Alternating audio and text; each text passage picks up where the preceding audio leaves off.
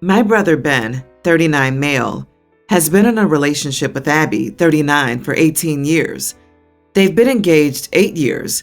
They had nearly married 3 years ago, but Ben chickened out a month before the wedding.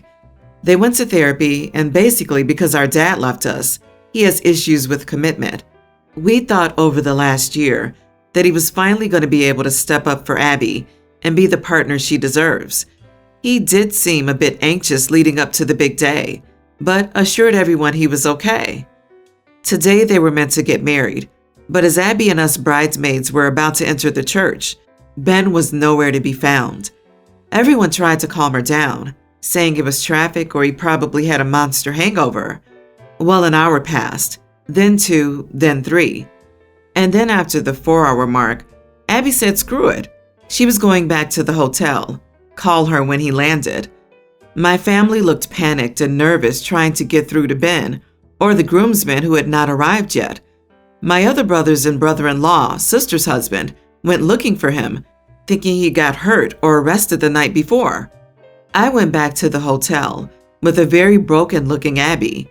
We drank and ate food for another hour before I got a text from my brother-in-law saying they found him in a bar and were trying to talk him into going to his wedding. My sister rang her husband and heard him in the background. He was literally acting like a 5-year-old who didn't want to go to the doctor. Honestly, guys, I had enough at this stage. He messed up this girl for too long. And frankly, leading someone along for 18 years is just cruel. So here's where I may be the idiot of the century. I walked into Abby's room and told her to be quiet. Then I rang my brother-in-law, put him on the loudspeaker, and asked him what was going on. Then for him to put Ben on the phone. The inebriated fool started saying crap like he didn't think she was the one, and he was only with her because they've been together so long, and he was scared to be alone. I let her hear everything. I won't lie, I felt like a monster when she started crying. Abby then grabbed the phone and told him he had 1 hour to get to the church, or it was over. Ben ended up at the church 20 minutes later, and Abby took off her dress and then left the hotel alone. So he ended up being left at the altar, and she went on the honeymoon alone. I've been disowned by everyone except 2 siblings, sisters, and I had to get Abby's maid of honor to collect my suitcase from outside the hotel. Mom dumped it out when she found out. I'm the full blame for ruining their relationship, and 98% of my family hates me. Am I the idiot? Not the idiot. You did her a favor by having her hear it. You did something no one else ever did for her. The truth is to move on. Let's look at this in a few years. Imagine the heartbreak she would have felt if she had a kid with him or she was left in the lurch again. He left her at the altar. He talked about his supposed life partner as if she was an object. Do you honestly think you did wrong by helping her find out the entire, unedited truth? To spare who? The same man that has emotionally tortured her for nearly 2 decades? She deserves better. Twice. He left her at the altar twice. OP's family is the bunch of idiots. Ben ruined the relationship himself by standing the poor girl up twice. Abby gave this idiot her youth and her heart when he didn't deserve it. Good thing she found out now that he's not interested, so she can move on and have kids or get married or whatever she wants to do with someone who's committed to her as she deserves. She is partly responsible, but it's not just him stringing her along. It's also got to be the entire family convincing her to stay with him. So she has a crowd of people manipulating her. Hearing that phone call was probably what finally helped her snap out of the sunk cost fallacy. E.g., we've already been together 10 years. I can't waste all that time just because he hasn't proposed yet. We've been together 15 years, and I can't throw that away just because he got cold feet. He'll come around. But you can't exactly turn a blind eye to, we've been together for 18 years, and I want to be married and have kids, and he stood me up on our wedding day and is saying he doesn't think I'm the one and has only stayed with me because it's better than being alone. Your brother is a huge idiot for stringing Abby along for her entire adult life. I, female 29, was raised in a Christian household. With that came gender roles that were ingrained in me at a young age. My granddad, however, hated that my parents taught us this way, and as I got older, I did too. Because of this, I became very close with my grandparents instead of my own parents. I also have an older brother whom my parents labeled the second king of the house. For more info, important, my grandparents lived in a beautiful house with no neighbors, many trees, and a garden. They paid off the house after years, and it was very special to them. My granddad also had bad problems with his back and a condition that would worsen until he couldn't go on anymore. After my grandmother passed, he got worse and ended up needing at-home care. He didn't want a stranger in his home, so that wasn't an option. I think it was due to my grandmother's passing. My parents preached that it was punishment for all his sins, so they wouldn't take care of him and planned to put him in a home. I decided to stay with him, since it would just be easier. My job could be worked effectively at home, and he'd get care from someone who isn't a total stranger. When I took care of him, we filled the home with the love and laughter my grandmother brought to it as my granddad got worse. Not a single call, not from my mom or dad or my brother. We were joking about it once, and he said, "Maybe I should just give you Missy, the house's name, LOL, instead of your dad. He's just going to give it to your brother anyway." He laughed after he said that, so I assumed he was joking. Fast forward, the worst happened. I was the one who found him. Had to make the call, all of it. As much as I was pushed away from my parents, I didn't want them to find out the news from a random person. The funeral was the first time I ever truly connected with my parents in years. We hugged and cried together, and we were all vulnerable. But then it came time for the will. It wasn't some telenovela with all the dramatics, but it was intense. The house that was supposed to be my dad's became mine, and many other things that he planned on giving to my brother. I was accused of manipulating my granddad into giving it to me, and my brother was yelling. A week after, my brother came to the house in tears. He was begging me to give him the house since his house was too small for his wife and baby. He argued that I don't need it because it's just my husband and me, and we don't want kids. I told him to leave and felt horrible. I feel like an idiot, and so does my family. He's right. I don't need the house. My job pays me good money, and I could easily just live somewhere else. On the other hand, my granddad wouldn't want him or my dad to have it. I'm at a loss here. Am I the idiot? Not the idiot. It was punishment for all his sins. They shouldn't want the house of a sinner. It's defiled by him living there. And aren't they Christians? Remind them of, "You shall not covet your neighbor's house." In all seriousness, your grandpa gave it to you. He wanted you to live in a house he loved and lived on. He wanted to give that to you. Giving it away to someone who insulted him and treated him as less is almost an insult to his memory. Allow yourself to have what you deserve and what other people want to give you. Reading OP's story, I could feel the love and happiness and positive energy between her and her grandfather, and had quick mental pictures of them laughing by the fireplace on a cold winter night, or sitting in his garden at sunset in the summer, etc. OP is not the idiot. Do not board the train of your family's guilt trip. Judgmental Christians put my back up, and for the record, I'm a Christian. Not the idiot. However, talk to a lawyer. I'm a lawyer and I do a fair bit of estate work, and it's entirely possible your family's manipulation accusation could be translated into a suit to invalidate the will for undue influence. On the facts as you supplied, I don't think they'd win, but it would be expensive and time-consuming. So I, 22 male, have an older, 30 sister who always took care of me when my mom had to work at night. As I got older, she sacrificed her own social life, which probably wasn't easy as a teenager. I've been dating my girlfriend, 21, for 6 months now. It's going well, and she and my sister seem to get along fine. My sister lives 3 hours away from me, and 2 weeks ago had a baby girl. Her husband had to leave for a couple of days after the baby was born because he's in the military.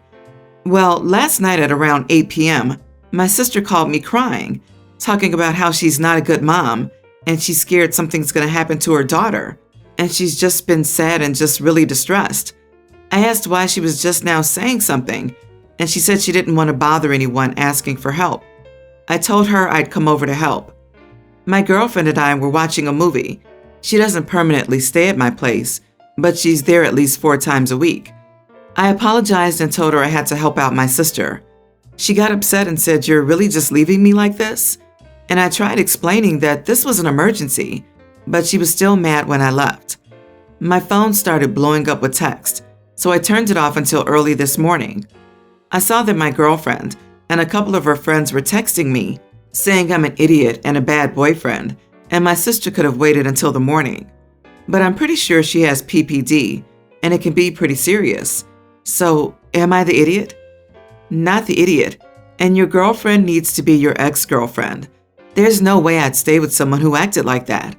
It's also incredibly unhealthy that she decided to have friends text you about a none of their business situation. Save yourself the future hassle and get rid of her. Who are these people who insert themselves into other people's relationships? Again, I can understand being told and discussing it, but calling the other person? I try to support my friends, but I'm not critical of the other party. They get back together anyway. Do people have no boundaries? Your girlfriend can kick rocks. I don't know what to say if she can't comprehend that it was an emergency and her movie could wait. She sounds self-absorbed, selfish, and super immature by involving her little friends. OP, you did the right thing. You're an awesome brother with a terrible girlfriend. She needs to go. My husband is on the bigger side, but it doesn't matter. I love him more for that. But he does have some medical issues arising from it, which is why I'm mentioning it. Worrying for him, I've been making him and I get routine medical checkups. This year, when we got checked, his blood sugar was severely high, to the point where the doctor suggested if we don't mitigate his eating habits and sugar consumption, it might develop into diabetes, and we might need to purchase insulin. Ever since then, I've been paranoid as heck. I'm the only one working as of now. I don't make much, but a comfortable amount to get us both through. Husband is not working due to his bad previous working experience. He stays at home and looks after our pets. However, that also means that he's consuming more than usual and buying many candies and chocolates. He has a really bad addiction to sweets, which I've been trying to reduce for so long. I've switched completely to stevia, sugar alternative, and shop for sugar-free desserts for him, but he doesn't like the taste and purchases high-sugar desserts without me knowing. Besides that, I've also found out that I'm pregnant, and I can't juggle both his medical issues and the newborn at the same time. When I came home last Monday, I found heaps of gummies sitting in my fridge, and after asking him where they came from, he told me that he purchased them from a bulk seller. I was astonished and told him this was the last time I would allow it, and he couldn't be doing this anymore. That is until yesterday. I received a subscription box that was delivered to our house from Jackie's, a chocolatier. I was dumbfounded and realized that although I was wasting my own money, I would throw it away. I then confronted my husband and told him that if he kept purchasing chocolates like this, I had no option but to throw them away. That resulted in a full-blown argument, and he told me regardless of whether or not I threw it away, he was going to buy it and that I was policing his life. I'm not. I'm gravely concerned for his health. Please tell me I'm not going crazy here. His health is in jeopardy, and I can't sit back and watch him get diabetes and add on insulin costs to our already tight budget. Plus, if anything, it is my money being wasted. So I also feel like an idiot because I should have given it away then thrown it away. You cannot force an addict to quit. Read that again. He has to want to quit for himself. No amount of arguing or throwing away will stop his obsession until he chooses for himself that it's time for a change. Not the idiot, but you are fighting a losing battle here. It sounds like you earned the money, so perhaps limit his access so he doesn't have the means to buy. Not the idiot. He's using you. What will happen when the baby comes? You will be a single parent with 2 kids, so at least stop his free access to your money. Also, I'm wondering exactly why you're with this guy.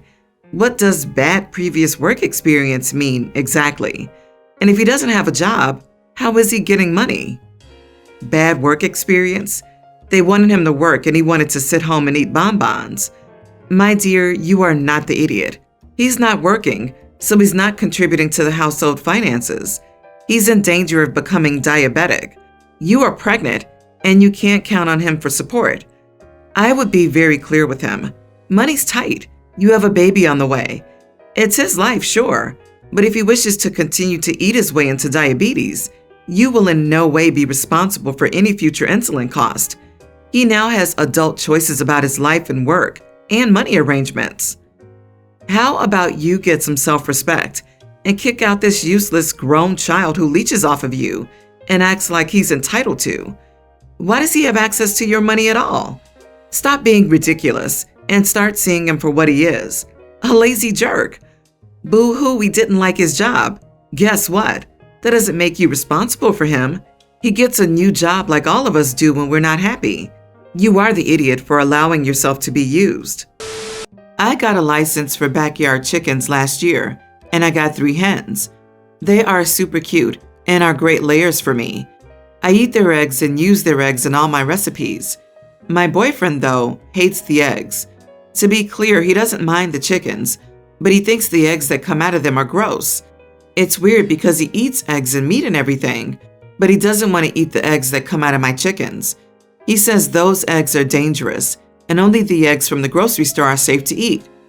Same with the veggies and apples that come from my yard. He thinks they're dirty because I use manure and homemade compost to grow them, and he thinks the grocery store ones are not because they're from the store. My veggies and eggs are all organic, and I take great care of the chickens, so this is weird. He insists on buying eggs from the grocery store and will only eat food made by those. So I have to cook a batch with my chicken eggs and one with store-bought eggs. Not to mention the eggs my chickens produce are much tastier than the store-bought ones, so I don't want to eat the store-bought ones anymore. I told him to cook it himself since I didn't want to double my cooking, but he's a terrible cook and can't eat his own cooking, so he is annoyed I won't cook 2 batches for him, and I'm annoyed he won't just eat the eggs my chicken laid or cook for himself. So am I the idiot for refusing to cater to my boyfriend? OP, if he has this mindset, you probably shouldn't breed with him, because then the kids you pop out, he will hate too. Throw the whole entire boyfriend in the trash. Instead, find yourself a partner who wants to celebrate your joy and helps you with your little farm. I would sympathize if her boyfriend had some sort of germophobia thing, which wouldn't explain how he's okay with the store-bought food. But his willful inability to cook for himself and entitlement are the problem here. So, not the idiot OP. Eggs from your own chickens and homegrown produce are a luxury. Not only is it insulting that he thinks it's gross, but demanding that you cook 2 meals every day is unbelievable. I mean, he's allowed his preference, but he sounds like one of those people who think chocolate milk comes from brown cows, or you should buy meat from the store to save the animals from being killed. I can almost certainly say that everything he eats is either covered in chemicals, hormones, or poop. LOL. That's why we wash a lot of our food before we eat it, especially produce. Also, he's not eating the shell of the egg, I'm assuming.